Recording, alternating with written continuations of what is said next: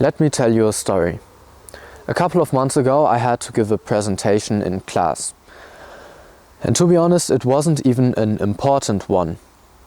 I didn't need to study a lot for it, I didn't even get graded for it, and even if I messed it up completely, it wouldn't have changed my life. And still I was getting anxious. I was getting nervous. When I stood in front of the class, 20 people, I started to get warm, I started sweating, I started shaking and stuttering. But if I think about it, there was not a single reason for me to act that way. And even back in the days I knew that.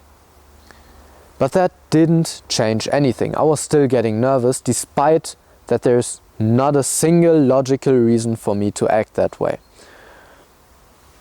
And I'm sure you know that scenario, you know that situation. You are asking out a girl, you're giving a presentation, you are talking to strangers. And you are starting to get nervous. And I feel like the most common advice that people give you is, doesn't matter what they think, fuck what they do, you just don't have to care about it. And yes, that is true. But you cannot just switch from, oh shit, I'm getting very nervous, I don't know what to say and what to do and what am I going to do, to I don't give a fuck about anything, I'll do my shit right now. It's not like you can just switch from one side to the other. And maybe you even start to believe that you are just not the guy to give presentations, you are just not someone to talk to others, you're the introverted guy. Maybe it's something that some are born with and some are not, and you're just not.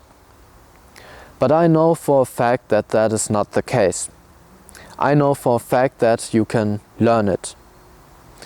And to learn it, you need to realize that being nervous itself is not a bad thing at all. What many of us are getting stuck in is a kind of downward spiral.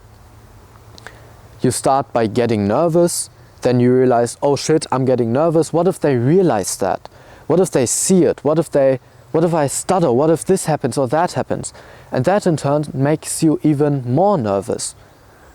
So you end up getting into this downward spiral of, I'm nervous, what will happen right now? Will they realize? What will I say? What will I do? And now you're even more nervous because you don't know how to act.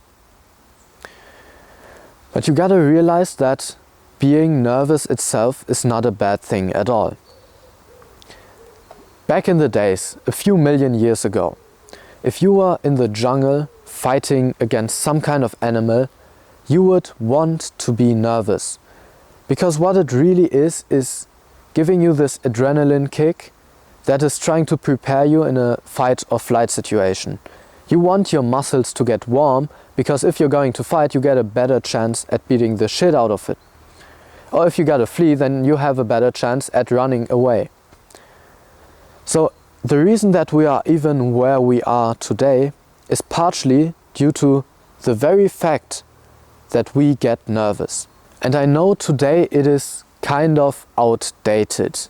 You don't need to be nervous when talking in front of 20 people, because today it's not like you're going to get either hit or you gotta flee. Today we've got a system of police, of laws and this and that, but your brain doesn't realize that.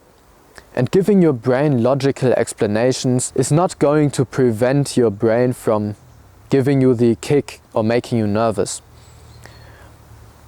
So how can you get your brain, how can you get your mindset to shift in a direction that you actually do not really care so much about what they do?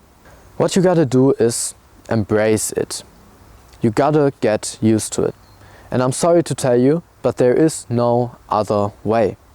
You gotta get out, you gotta get into situations that are uncomfortable for you, that you get nervous in.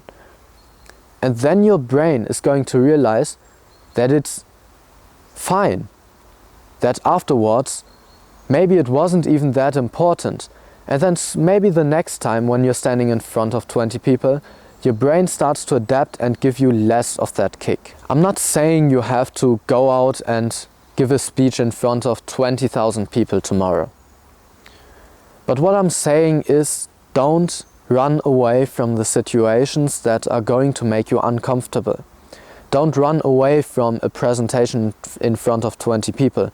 Don't run away from asking someone the directions when you don't know them. Do it once, do it twice, do it 3 times, 5 times, 10 times.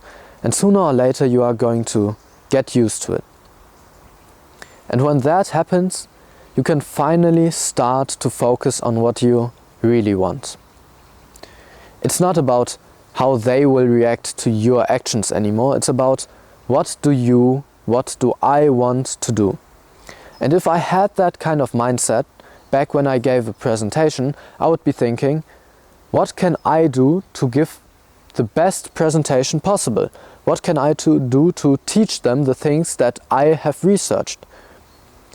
And then I would focus on that instead of focusing on how to make them not realize I'm nervous. And this is important too, because many of us are very much living for the sake of their reputation, for the sake of what other people think about them.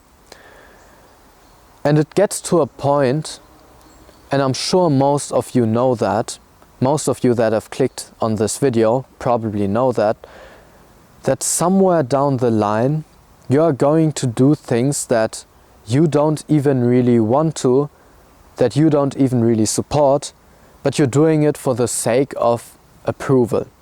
And before you know it, you'll be someone that has lost touch with his own desires, the things that he really wants to achieve, completely. You don't even think about what you want to do because you're always caring and focusing on how to act in the situation you are in. But getting used to not acting the way that you are expected to. Through small steps, as I said, don't go all out immediately. Take small steps, ask someone the directions when you don't know them. Ask someone how their day is going. Talk to people, give a presentation. Do it even though you know that you are uncomfortable doing it.